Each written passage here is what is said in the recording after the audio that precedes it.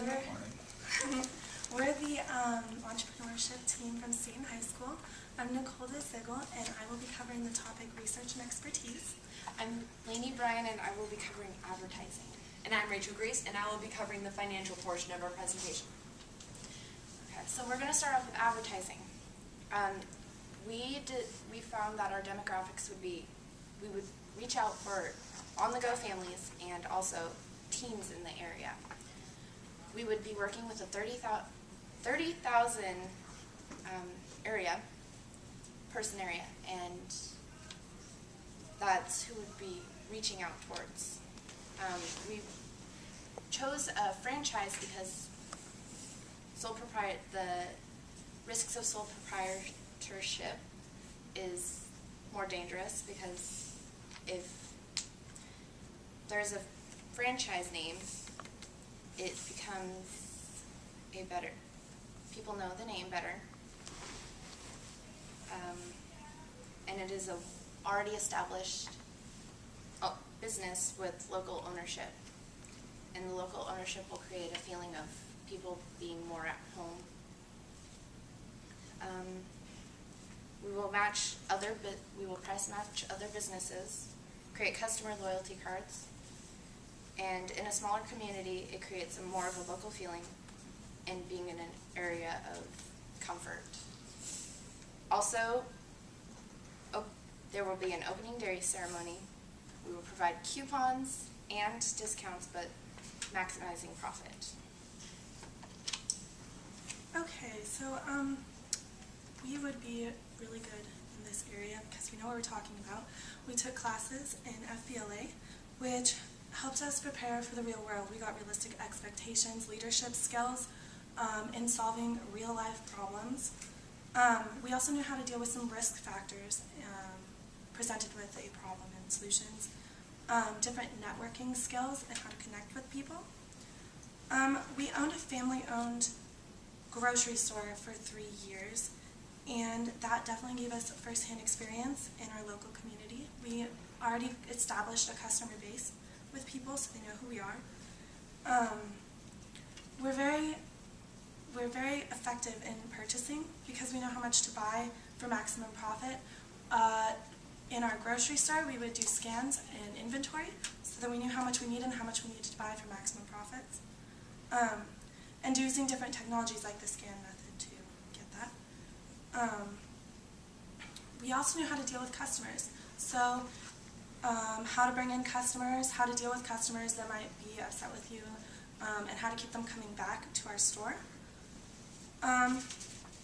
So since we're a family-owned business, we are aware of the local surroundings and organic products and their prices. We have a willingness to work hard to become successful entrepreneurs. It's something we're very passionate about. We are very confident and we know what we want, what we need to achieve it, and we're prepared to put forth the work to obtain our goal of a successful and profitable franchise. And finally, the financial portion of our presentation. We currently have $90,000 in capital. This is from both ourselves and from contributions from family members. This would cover our initial building rent and startup costs, as well as furnishings for the restaurant, since it would be a sit-in, and the utility costs like power, heat, water, etc. We need $110,000 to purchase ingredients, hire workers, and cover any other initial franchising costs that we may have. We would like to start this franchise because we believe that it would be a valuable investment, because with an established name, we would already have a customer base from customers that have tried this at other restaurants. Also, the logo and brand name are so well known that we would have already the reputation before us of such a helpful environment and a speedy service. Also, this would be a very safe investment because our local community, as Nikki touched on, is already established in our community, our customer base, because they know it's from our family-owned grocery store. And the loan from the bank would certainly be repaid. Most likely, the first payments or the first interest payments would occur within 6 months' time, because with an established franchise, the customers already know the product, and so they're more willing to try it and continue to go back. We would also probably make our first real profit around this time, because after covering the initial startup costs and such, then we would begin to actually have a cash flow instead of only covering our initial payoff. Also, we would only use local ingredients to keep it healthy and sustainable, and that we would know where our ingredients came from, which would also minimize transportation costs, which would also contribute to cheaper ingredients, which we could translate into more profit per item that we sold.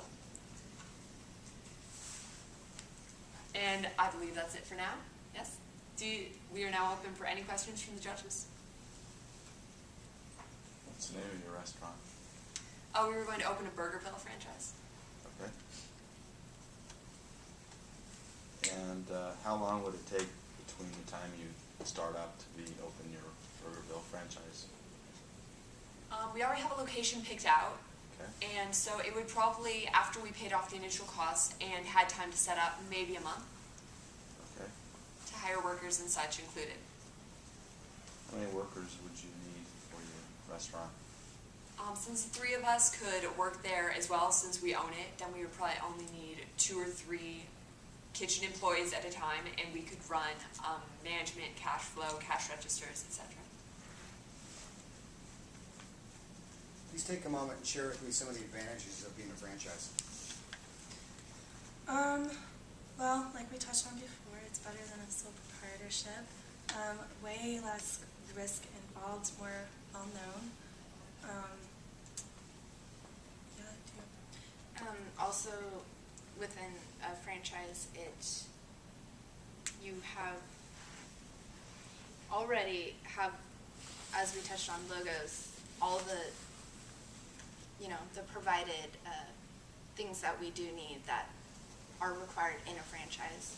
Within a franchise, there's usually required things you must have that are under franchise guidelines. And also our financially, we would have pre-established menus and prices, so we wouldn't have to spend money on someone to develop these recipes for us, since we have no previous culinary experience. And also we would have the prices set to where we would ensure a profit from each item sold. Can you touch on a little bit about your marketing and advertising campaign and how that might help develop a customer base? Okay. Well, if we would probably end up giving out flyers with coupons, mailers, and that would help develop a franchise base or a customer base by people tend to like discounts. They like, knowing money, or they just tend to like discounts. And one of the greatest ways for advertising is word of mouth.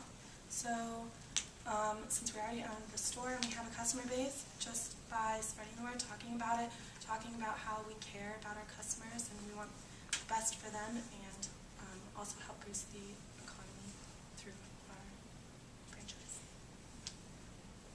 You might have said this, but how long will it take before you're profitable? Estimated 6 months. Okay. Go ahead. Wow. How long will it take to pay back the loan? Once we're profitable, we expect that business would pick up immensely, so perhaps 1.5 years. Okay. One of you talked about that you've had classes and you have some leadership skills and you know how to deal with risk factors. What do you see as the biggest risk factors of opening this franchise? The economy, like in a downturn, and if people don't, they're cutting back on budgets, they don't want to spend, they don't want to eat out or do things like that. And our management skills, how to effectively manage where we can handle our employees and talk to our employees if we have to make full-time to part-time or do things in order to maximize our profits but keep our business going through that economic downturn. Okay, thank you. you mentioned you'd solve problems. What kind of problems have you solved in the past that would be used in With this like business? customers or? I don't know. You said you had solved problems and risk factors and network, and would like you to elaborate on that. Well, for instance, in our grocery store, if we had customers come in and they were dissatisfied with our product, we would offer them either a substitution of another product just like that, or offer them a refund. Anything that we can do to make the customer satisfied so that they'll come back and get other products, or maybe even like a gift card or something that they can do to use on other products so that they'll come back. Yeah. Also, problems with like inventory would be another one. Making sure that you don't order too much of one thing so that it's your price is controlled. And making sure that the employees are well trained. For instance, in like the scan of the grocery store, that they know how much of the product we should be needing, and that they're well knowledgeable about everything going on, so they know. What kind of profits are you anticipating in the first year? Overall, we were thinking perhaps $200,000 because we would need to count out money for the loan to repay to cover our startup costs. One final question for me. Please share with me your unique value proposition or your competitive advantage. What makes you different than the other 12 fast food restaurants?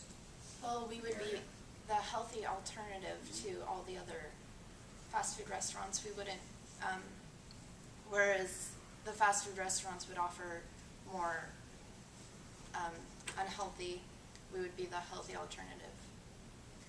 And plus, we would match their prices. We wouldn't charge. We would try not to charge more for what the same thing they're offering. The other thing is we're really passionate about it. We wouldn't be doing this if we didn't want it. Like, we're willing to put in all the work to do it, and we want only the best for the people we know in our town. And yeah, it's just our passion. And also, it would contribute to the local economy because we buy local ingredients, which would also help people feel proud to go to our restaurant. If a farmer from our community came in and, say, bought a strawberry milkshake and said, "I grew these strawberries," then they really want to come back and keep experiencing and knowing that they're contributing to us and we're helping them by buying their ingredients. I'm just having a tough time accepting that you're positioning yourself as being local, organic, healthy, alternative, premium, really, in the marketplace, yet you're cheapening yourself by doing price matching. You're reducing your value, your perceived value. I'm just having a tough time with that. Well,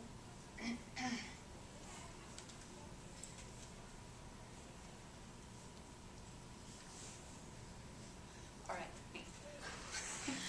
Okay, so because we buy local ingredients, we don't have to pay transportation costs from overseas when ingredients are out of season. We change our menu based on the seasons, like various milkshakes and desserts and such. So because of that, our prices are consistently lower than what you would expect from natural ingredients. So the price matching isn't as much of a concern for us because we aren't paying such high prices on the ingredients. All right, thank you very much. We appreciate your time. Thank you.